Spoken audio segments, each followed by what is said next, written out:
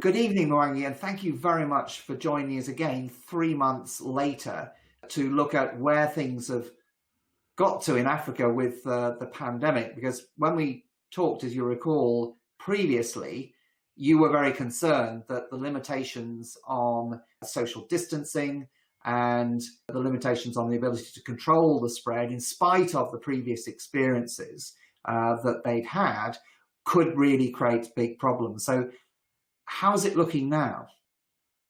Thanks so much, Henry. So let me start quickly by a very quick update, just to put things in perspective about where we are versus where we were then 3 months ago. First, in terms of infection and death, Africa is still very low. Total infections on the continent have just been a little over or just getting to 200,000, so well below 10% of the world's infection rates. Total number of deaths are also very low at just over 2,000. And the only country with above 50,000 confirmed infections is South Africa. Everything else is below that. So in that sense, although we know that there is underestimation, as we would expect, but still in that sense, in terms of COVID itself, Africa has followed a similar pattern to the previous SARS viruses, where it has been less affected than the rest of the world. Now, we're not out of the woods yet, so that's not the final story, but at this point. And how's that? Why do you think that's happened? Has that been luck or government action or the nature of the pandemic or what? So I think all three of those, and I'm going to start with where we ended and where often we don't start with Africa, which is first the government response. Yeah. I think relatively early in the pandemic, especially for African countries, right? So well before they had more than a couple of infected cases, there was some level of social distancing.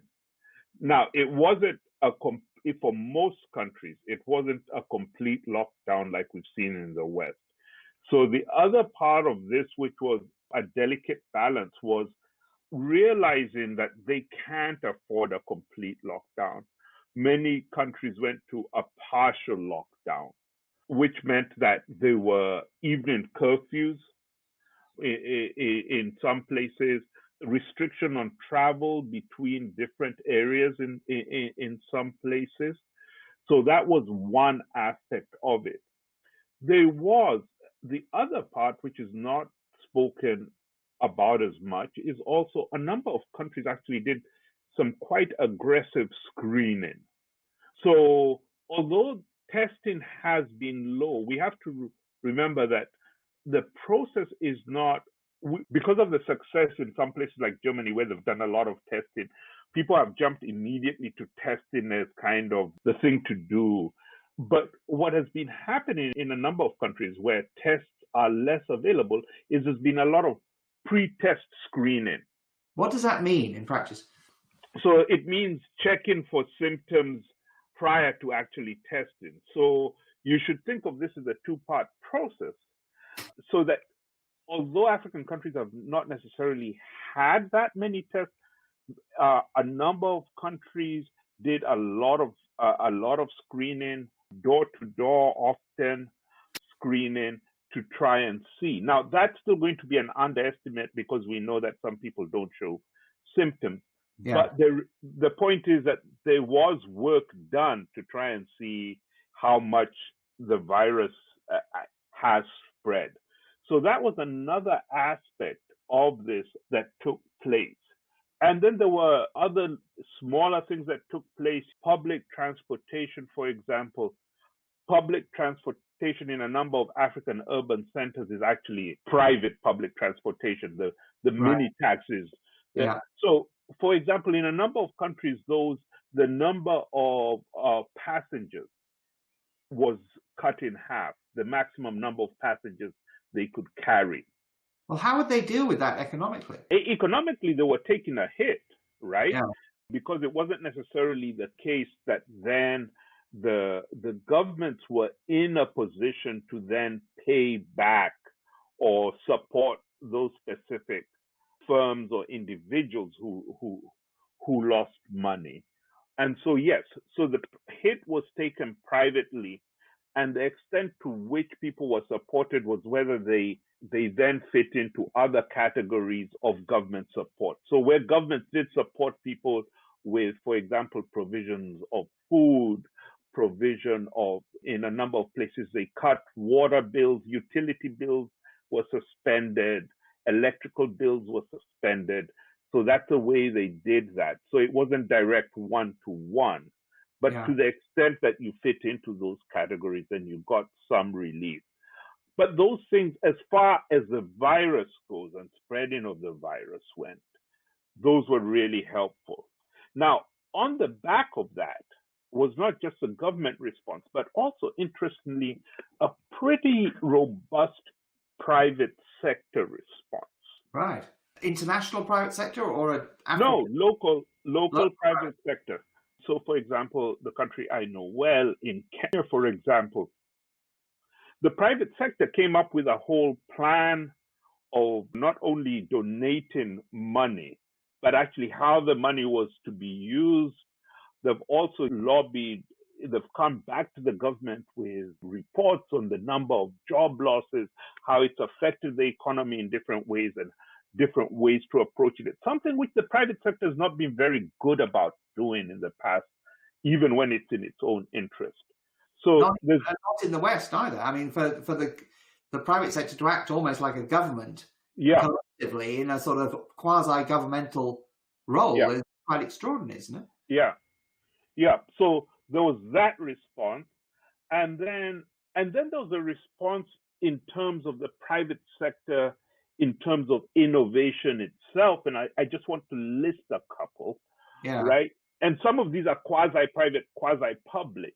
So in Ethiopia, this is actually public, but the phone company is a public utility. And there, they changed the dial tone.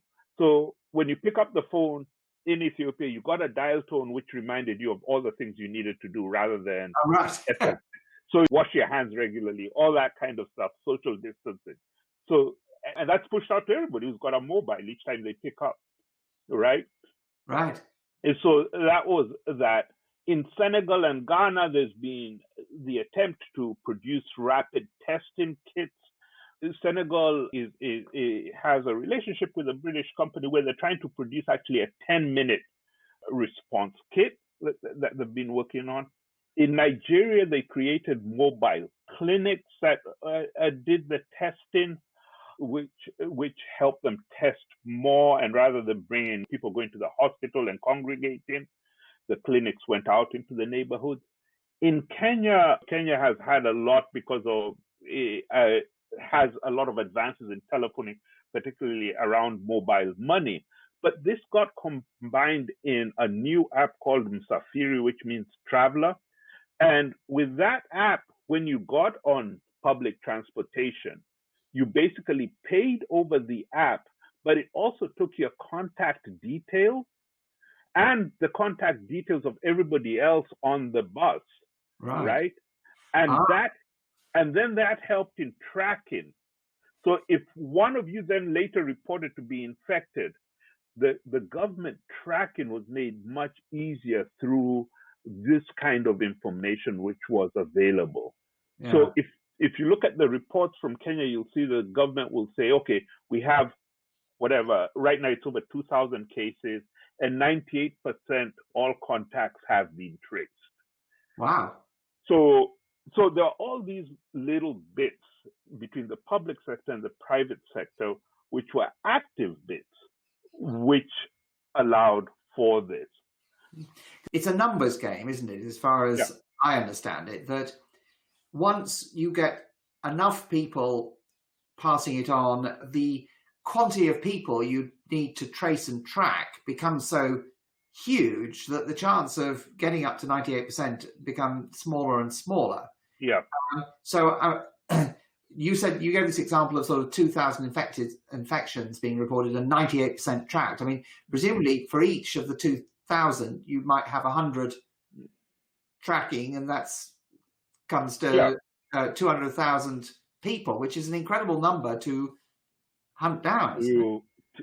So I'm not clear whether it may not be an incredible number to hunt down if, again, and this is where telephony becomes really important. It's not an incredible number to hunt down if all these people have mobiles, right? Right. So, and this is where telephony becomes really important and its use of it. So that's been one big thing.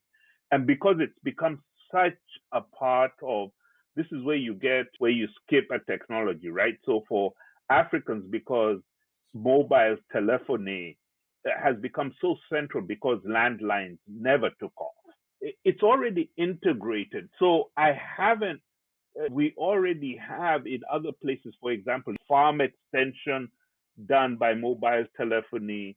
A lot of subsidies for farmers is pushed out through mobile telephony. So there are already a number of government services which are pushed out this way. In Kenya, you can buy mini treasury bonds on a mobile platform. And are these smart mobiles or largely older generation? So M-Pesa is actually built on a text-based network. Yeah. So that it allows, so there are apps now, right? So you can do smartphone, but a lot of it you can still do based on sending text messages. So presumably with the track and trace, you could just send out lots of text to people. Yeah. You were with someone, report if you have any symptoms or whatever. Yeah. So the mobilization of governments to act. What about the other areas? In large parts of the youth population. Yeah. And earlier, before the interview, we talked about the numbers based on age groups. And so there's a very low part of the population that's over 65 in Africa. 50% and over is normally under 18, or at least under 20. So that has definitely played a role. I think if you take the entire countries, density is really confined to urban areas, to large urban areas. Yeah. So overall density can be low in many countries, although they have spots of high density. But then that's mitigated because transportation networks aren't that great. So that, I think, has also played a role in limiting the spread of disease. So those are kind of the conditions. And lastly, we're just going into many countries kind of what would be the typical flu season. So it's never as severe as it is in colder climates. But so we have to go through that. And right now, we're kind of on the steep part of the curve for many countries. So the question is, how long before it flattens out? So the flu is masking because the flu has its own rate of infection and death and so forth, and that's masking or increase or no. You see, I assuming that COVID follows the similar patterns to the flu, that the best conditions for it are during the flu season. Oh, right. So it might come up. It might start going up. Yeah, so it might still start going up. I assume. But I suppose, I mean, it's interesting because it seems to me in very simple terms that the world divides into two. Generally, the countries that sort of kill the virus, or like New Zealand, who are now free by moving very, very fast and actually just stopping transmission in total. And then the others who didn't move fast enough and it sort of got out of control and then ballooned due to conditions. I wonder, is Africa somewhere in between, in that although it probably hasn't been able, as you said, it couldn't afford to totally close things down, which the countries that actually killed the virus did, but the transmission is much slower because of all the conditions and the acts, but it will sort of it'll be a long journey, if you like, Yeah. potentially. I think that is part of the story.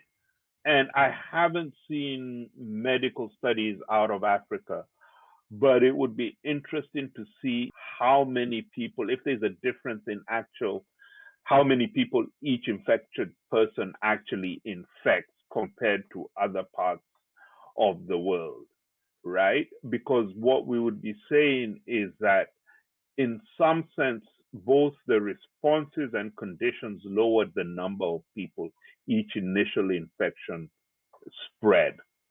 Now, it would be somewhat in between. Now, the countries that have stopped it have, in most instances, been island nations. Yeah. Yes. And so that's because travel, and African borders are porous. Yeah. So that's been a struggle, and it's actually created quite a bit of tension when countries have very different approaches to the problem. So, like Tanzania and Kenya have had quite a bit of tensions in East Africa around particular Tanzania's much more lax approach to the question of the virus versus the other East African countries, and particularly because the large border is shared with Kenya and a lot of trade there. There's been a lot of trade tension, shutting down of the border. So it's going to create these other issues, these other economic issues, because of different approaches to the problem. I suppose just moving to the relationship then with Africa and how it's affected by the rest of the world, because Africa, as you say, has done a reasonably good job at keeping infections relatively low, but obviously it is part of a trading with the world where the demands, presumably for its products and services and the ability to finance investment, et cetera, have dissipated substantially. So it could have a good pandemic from a sort of health perspective, but a bad one from an economic perspective still, could it not? Yes. No, absolutely. I mean, this is now the biggest fear, right? So we've talked about the things that Africa has been able to do in terms of responses to the health questions. The difficult thing has been, what have African governments' responses been in terms of economic responses? And there, the capacity of African governments, for example, to increase debt in order to respond economically is much more limited. Yeah. Right? So the largest response has come from South Africa, which has done a program which is about 10%. Senegal also has had an economic program which is about 7% of GDP. And most of the other countries are below 3%, even when you consider combining both the amount spent on increased health spending and whatever kind of relief program has been put in place.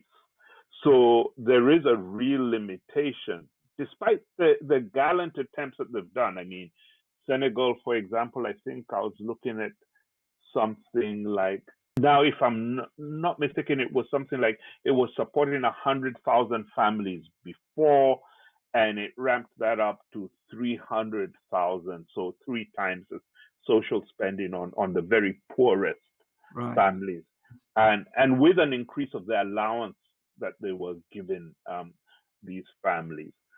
But those are the ones which have done much better. So most have been rather low. On the other hand, in many ways, despite the fact that economies are going to slow down, partially because they didn't go for total lockdowns, and partially because of the nature of the economies, a good number of African countries might still see some extremely low positive growth, or between 0 and 1%, according to IMF estimations right now. So they were relatively fast growing countries before. So these are countries which have been growing at 6%, and above for the last few years. So they're going to drop. Their drop is going to come towards zero in terms of growth. Now, more difficult might be, even if growth is not that high, exports are definitely going to be cut. Yeah. And hasn't there been a flight of capital as well? Is that right? Well, we've not, I haven't seen reports in terms of a flight of capital, although we expect that during bad times, capital does tend to flow towards the north and particularly the US. So I expect some of that is occurring. I wonder, that capital may not have been an investment anyway.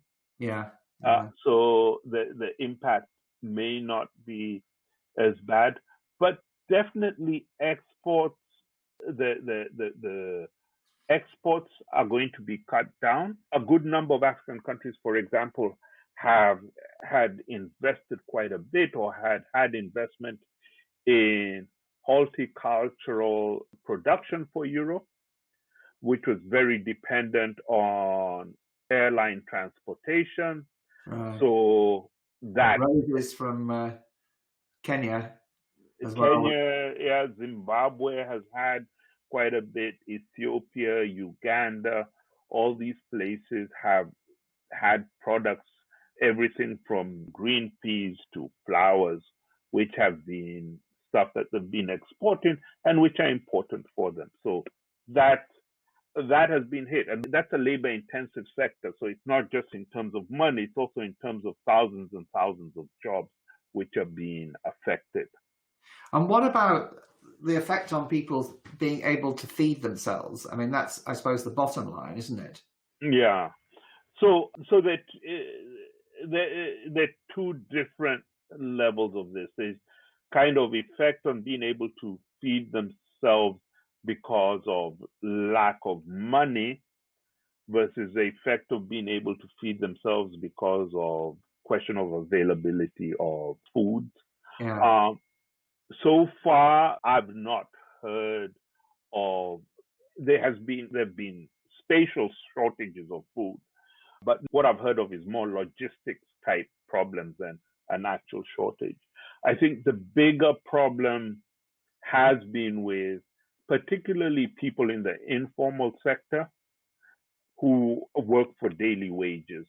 Yeah. So essentially, you work today, you're paid today, and you buy your food for the day. Right. And there, if then your work closes down, which it has in a number of instances, then you don't have money for food. And so I think that has been a problem. And in some cases, non-governmental organizations have done quite a bit of work in stepping into the gap between what the government has provided and what people need. But that if this goes on longer, I don't think that's something that's sustainable. That's going to be a real issue. In terms of actual production of food, I think the biggest thing was people have missed that big swaths of Africa, particularly in the Sahel, got hit by locusts. Yes. Recently. So that we're going to see the effects of that as well, compounding the COVID pandemic. So we next will talk in 3 months' time. So what do you think is going to be the top topic in 3 months' time? Oh, I don't know. That's a hard one. I mean, so what are big things that are happening? I think significant transformation of the economy.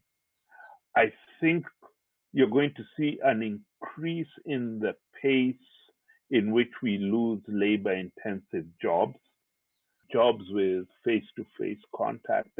I think both as companies, people try to find ways around it. And as experimenting in COVID shows them different ways to do things.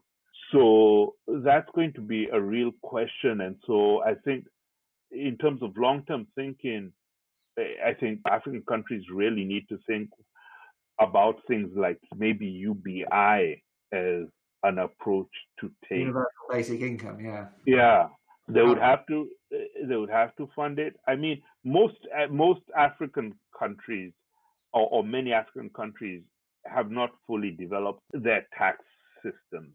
Yeah. And so an expansion as more and more people are brought into markets, I think there's still some scope. They've been able to do more in terms of welfare spending than they've done in the past out of their own funds. So that's something they need to think about. The other thing we have to think about is just what's happened with education and who's fallen through the gaps during this period. In the West, we've kind of assumed even if the education is not great, most people have access to fairly high bandwidth that allows for some online education. In many African countries, people may be connected by mobile, but it's still relatively expensive, and it's not necessarily high bandwidth, and it's not the kids. So who's gotten access? It's higher income people, and lower income people have not. So there's going to be a bump here in terms of gains which have been made in the past of universalizing education and giving a broader group of people access to education that will need to be addressed.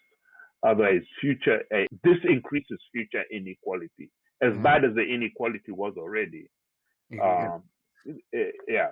What about the last question, just briefly? China. I mean, China has had a policy of showing largesse and support around the pandemic. Do you think there's going to be support coming from that direction?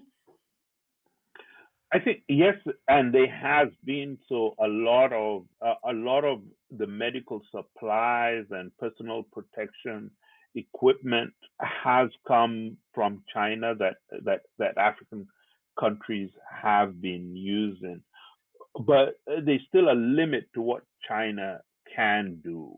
So in the short term, it can be very helpful, but in the longer term, African countries are going to have to carefully rethink their economies to respond to this. And if we get another round of infection before we get a vaccine or treatment available.